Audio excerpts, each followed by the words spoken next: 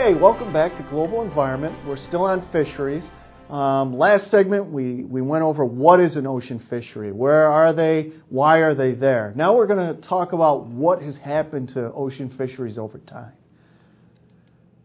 All right, so traditionally fish has played an important part in the nutrition of people, especially for protein around the world. You see this slide here of a gentleman and his fish catch. For years, people have used very primitive type technology. You can see, in this case, in the background, some nets that they throw in the water. And it's important to remember, if this fisherman runs into a situation where his catch starts decreasing, he's going to do maybe two things. He's got two choices. He can ease up and let the resource recover, or he can move to a different place and fish someplace else, at the same time letting the resource recover. Now, over time, what we've seen is the increase in industrial fisheries. So really using technology and fossil fuels behind that technology, we don't let the resource rest, and the resource starts to decline in quality. And you can see, again, very traditional situation with the boats. I worked in East Africa. It brings back memories. Again, these people, when it comes to energy return on investment, ease off the resource or move if there's a problem. But now we're not doing that. Now we're fishing with big monster, robot, industrialized machinery that looks a lot like this. And to give you an idea how big this is, here's a guy down here.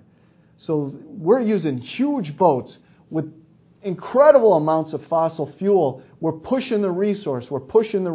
In fact, we're pushing it so hard, on average now, we will convert about 10 calories of fossil fuels into 1 calorie of fish, believe it or not. And you'll say, how is that possible? What happened to that one break-off we talked about? Well, it's like a bank account. We're drawing from this bank account to keep our business going, and that will only last as long as we have that bank account of fossil fuels. After that, it doesn't work. It's really a fossil fuel subsidy. And we also have financial subsidies as well that don't help.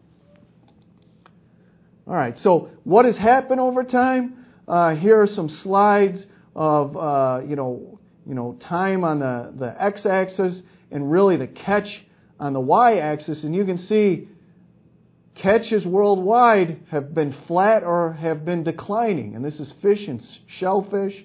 You look at this slide, Alaskan pollock, it went up, it went down. It's strange because it looks like a lot like a Hubbert curve, and it shouldn't. This is a renewable resource.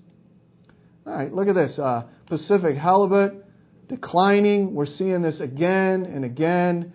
Look at this, Pacific perch. So we are really destroying our resource base when it comes to the oceans.